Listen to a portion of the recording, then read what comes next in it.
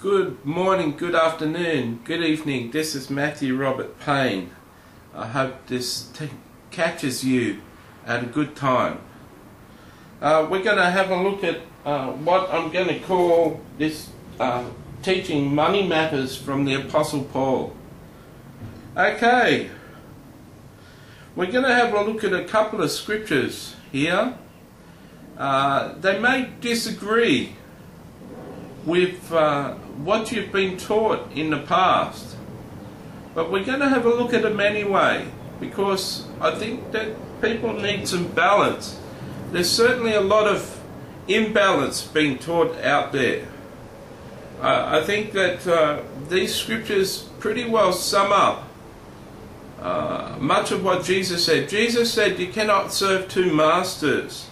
You'll either serve one and despise the other one, or serve the second one and despise the first. You can't serve money and God, or mammon and God, possessions and money and God.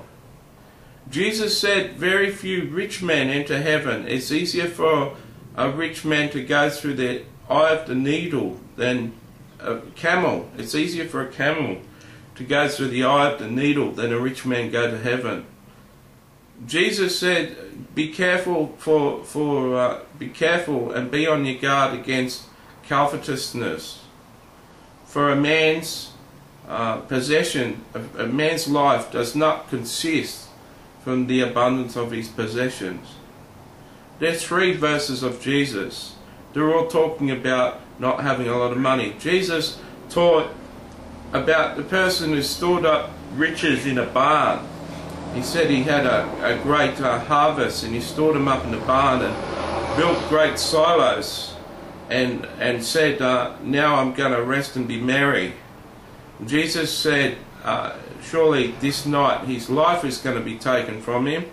And then he said, and so is anyone who's rich towards the world and not rich towards God.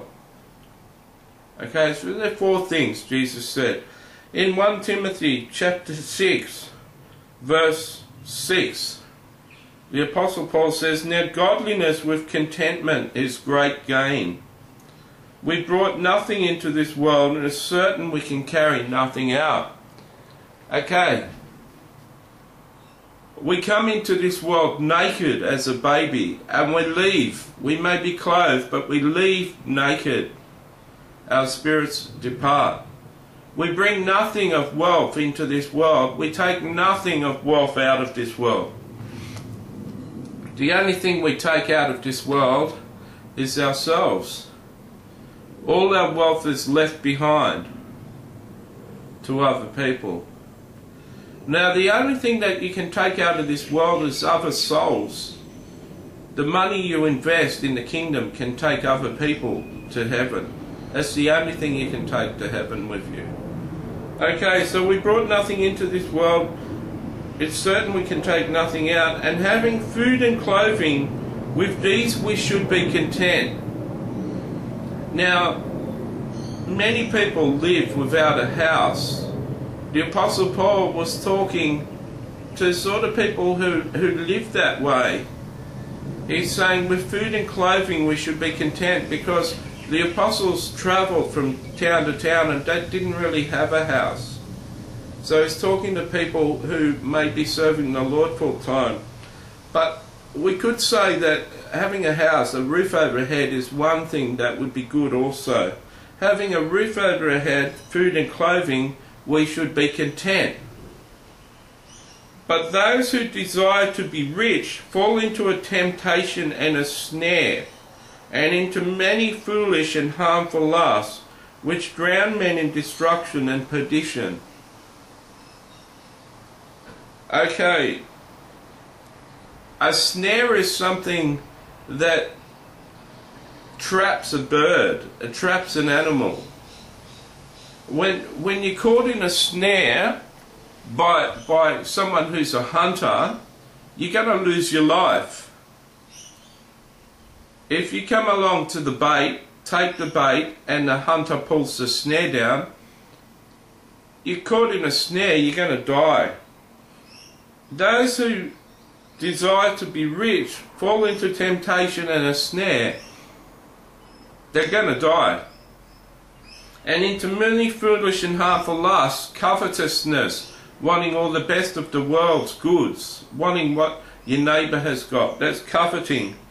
Idolatry, serving the world and its goods, serving other things but God. It says in the Bible, no idolater or covetous man will be found in heaven. You can lose your salvation, which drown men in destruction and perdition. Judas was said to be the man of perdition. He lost his salvation. You can lose your salvation over money. For the love of money is the root of all kinds of evil, which some have strayed from their faith in their greediness and pierced themselves through with many sorrows. The love of money is root of all kinds of evil. It's not the root of all evil. Pride and malice and murder and rage and all sorts of other things can be the cause of other evil. It's all kinds of evil. Money. Money is the reason why countries invade other countries. Money is the reason why certain countries invade other countries for resources. They strive over money. But you, O man of God, flee these things and pursue righteousness, godliness, faith, love, patience and gentleness. Okay, that's what the Apostle Paul says. Money is a snare. Okay, now, he says over here in 1 Timothy 6:17, command those who are rich in this present age not to be haughty, not to be proud, nor to trust in uncertain riches, but in a living God who gives richly to all things to enjoy. Let them do good with their money, that they be rich in good works, ready to give, willing to share. Now, people who are on a disability pension, people who are on a government pension, people on a low income are in the top 7% of the richest people in the world. I'm in the top 7% of the richest people in the world. The Lord is talking about me and you here, if you're living in the West on an income. Let them do good. They be rich in good works, ready to give and willing to share. If you're not giving to the Lord, if you're not sharing with poor Christians, if you're not sharing with the poor and giving to the Lord, you're not storing yourself up riches, storing up for themselves a good foundation for the time to come, that they may lay hold of eternal life. If you're not storing up treasures, if you're not storing up a foundation, if you're not storing up your treasures in heaven, but you're storing up your treasures on earth, you're in a bad place. You're in a scary place. If you haven't got a foundation, you haven't got a building. Your wealth, your disobedience when it comes to the things of God and sharing your money for the things of God, your disobedience in that area, being covetous, being after money and possessions instead of being after God, this is going to cost you your eternal life. The many foolish, harmful lusts which drown men in destruction, perdition. Your eternal life is at stake. This is what's at stake. I hope that this small teaching encourages you to give. I know plenty of places that you can give. You can ask me about a ministry. You can write to me and say, what ministry should I give my money to for poor Christians? I can show you what it is. I trust that this has provoked something in you, provoked you to listen, provoked you to do something.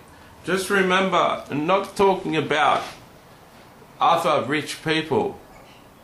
I'm talking about people in the West, an average person in the West. You need to do more. You need to share your money with the poor. You need to share and to give. See you later.